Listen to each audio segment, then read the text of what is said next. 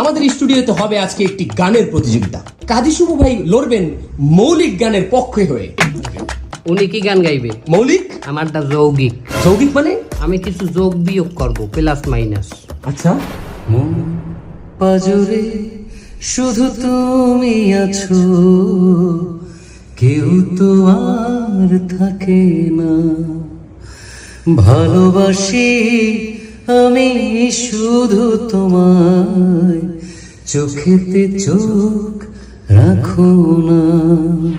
এবার এই গানের যৌগিক গান গাবেন রাকিব হাসান। হাত পা জুড়ে শুধু চুলকানি, কোনো সুধে সারে না। আম পাতা আর কাঁঠাল পাতা কিছুই তো বাদ রাখি না।